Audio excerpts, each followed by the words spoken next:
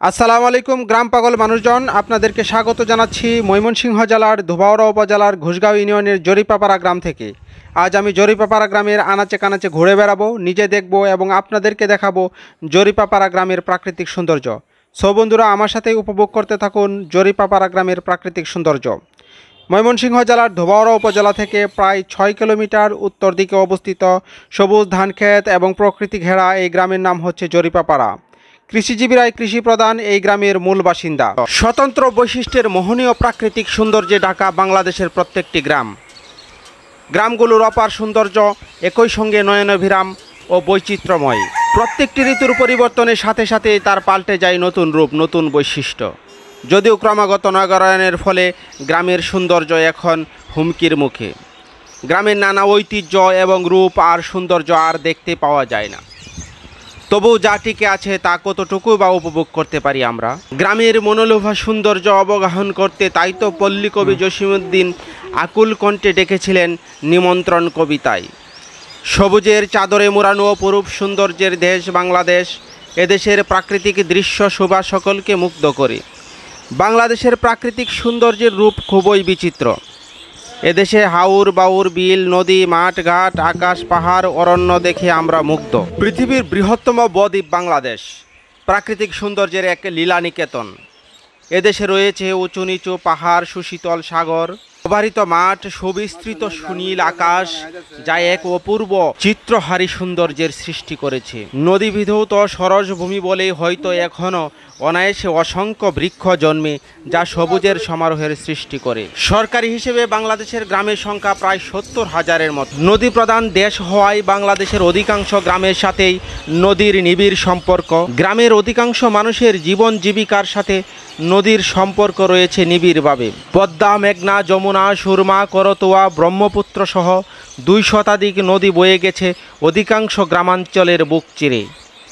নদী ছাড়াও রয়েছে হাজারো খাল বিল হাওর বাউর।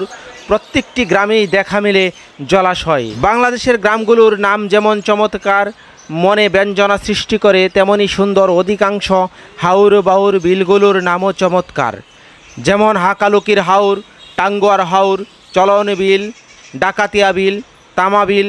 ঠিক তেমনি পুরাহাতা গ্রামে একটি বিল রয়েছে, তার নাম হচ্ছে অ্যান্ড্রাইল বিল। অধিকাংশ গ্রামগুলোতে শুধুমাত্র প্রাকৃতিক আচরণের সাথে তাল মিলিয়ে চলে গ্রামের জীবনযাত্রা। রোদ বৃষ্টি ঝড় বর্ষা সব কিছুর সাথেই গ্রামের জীবনযাত্রার রয়েছে নিবিড় সম্পর্ক। ঋতু বদলের সাথে সাথে বদলে যায় গ্রামের রং রূপ লাবণ্য। তাই তো শরতে দেখা যায় শুভ্র মেঘ, কাশফুল, ঝকঝকে নীল আকাশের অপূর্ব সংমিশ্রণ। নদীর তীরে তীরে শুভ্র কাশফুল, গাছে গাছে হাসনা হেনা কিংবা শিউলি, কামিনী বেলি, বিলে জিলে শাপলার সমারোহ। এক একটি গ্রাম যেন হয়ে যায় আশ্চর্য এক মধুরূপ সৌন্দর্য। এক একটি গ্রাম ঢেকে যায় এক এক আশ্চর্য রূপ মাধুর্যের সৌন্দর্যে। কখনো আনন্দের বার্তা নিয়ে আসে শরতের বৃষ্টি, চারপাশে শুভ্রতার মাঝে বৃষ্টি হৃদয় মনকে করে তোলে প্রফুল্ল। বৃষ্টি শেষে দিগন্ত জোড়া রংধনু, মনের মাঝেও যেন আকাশের রং মেলে। নরম রোদের সকাল, রাং মাখানো সূর্য, রাতের স্বচ্ছ আকাশে চাঁদ কিংবা লাখো নক্ষত্রের শরতের সৌন্দর্যকে তুলে অপার্থিব করে তোলে। শরতের রূপে মুগ্ধ হয়ে নজরুল লিখেছিলেন, সৈপাতালকি শরতে আজিকে স্নিগ্ধ আকাশ ধরণী, নীলিমা বাহিয়া সাউগাত নিয়া নামিছে মেঘের তরণী। হেমন্তে আবার গ্রাম পাল্টে যায় অন্যরকম আবহে। নির্মল প্রকৃতি আর দিগন্ত বিস্তৃত মাঠে পাকা ধানের অপরূপ সৌন্দর্যের কিরণে চারপাশে বিচরণ করে সোনালি আভা। কালের বিবর্তনে দিগন্ত জোড়া মাঠ হারিয়ে গেলেও গ্রামের পথে প্রান্তরে হেমন্তের ভাটা পড়েনি আজও।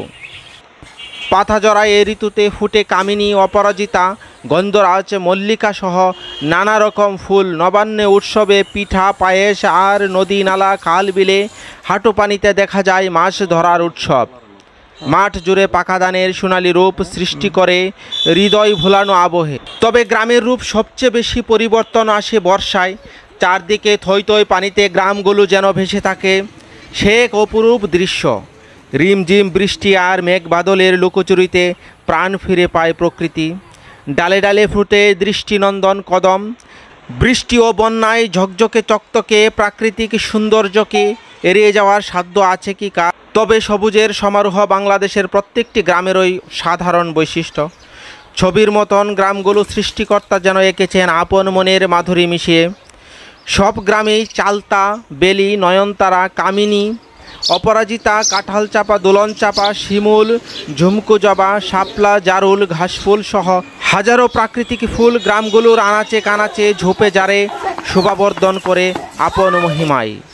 মুক্ত আকাশে শোভা ডানা মেলে ঘুরে বেড়ায় শালিক, ময়না, টিয়া, ডাহুক, মাছরাঙ্গা, বক, বউকতা কও, তিথির, চখাচকি, কাঠটুকরা, মোহনচূড়া, মাছরাঙ্গা, পাপিয়া, ফিঙে, তুতা সহ হাজারো কাছাকাছি প্রজাতির পাখি। আম, জাম, কাঁঠাল, লিচু, করমচা, নারকেল, সুপারি, তাল সহ অসংখ্য প্রজাতির গাছ আর লতাপাতার নিবিড় ঘনিষ্ঠতায় গ্রামগুলো মোহনীয়তায় পরিপূর্ণতা দিয়েছে। দেশের যে কোনো গ্রামেই বাঁশঝাড় কিংবা বটের ছায়ায় বসে পাখির কিচিরমিচির সাথে একটি লগ্ন আপনার হৃদয়কে হাজার বছর বাঁচিয়ে রাখার জন্য আগ্রহ তৈরি করে। বাংলাদেশের গ্রামগুলো নয়নাভিরাম সৌন্দর্যে ঢাকা থাকলেও বাংলাদেশের গ্রামে পর্যটনের কোনো কার্যকর ধারণা প্রতিষ্ঠিত হয়নি এখনও, যার ফলে দৃষ্টির আড়ালেই থেকে যাচ্ছে গ্রামের নৈসর্গিক সৌন্দর্য আর জীবন বৈচিত্র্য। নগরায়নের প্রভাবে ধীরে ধীরে হারিয়ে যাচ্ছে ঐতিহ্য, হারিয়ে যাচ্ছে সৌন্দর্য। তারপরও সকল প্রতিকূলতা উপেক্ষা করে টিকে থাকা গ্রামীণ সৌন্দর্যকে আমরা চাইলেই উপভোগ করতে পারি। তাই তো আমি বারবার ছুটে যাই বাংলার প্রতি প্রান্তরে, খুঁজে বেড়াই গ্রামের প্রাকৃতিক সৌন্দর্য। নিশ্চিন্তে হারিয়ে যেতে পারি প্রকৃতির কোলে। গ্রামগুলো বেঁচে থাকুক তার আপন মহিমায়, অতুলনীয় সৌন্দর্য আর বৈচিত্র্য ঐতিহ্যগুলো টিকে থাকুক প্রজন্মের পর প্রজন্ম অহংকার হয়ে। ধন্যবাদ সকলকে ভিডিওটি দেখার জন্য। সবাই ভালো থাকবেন। আল্লাহ হাফেজ। আর একটি কথা না বললেই নয়, আমি খুব কষ্ট করে একটি ভিডিও তৈরি করি আপনাদের জন্য। অবশ্যই আমার ভিডিওতে একটি লাইক করবেন, একটি কমেন্ট করবেন এবং আমার ভিডিওটি শেয়ার করে আমার পাশেই থাকবেন। ধন্যবাদ সকলকে। সকলেই ভালো থাকবেন। আল্লাহ হাফেজ।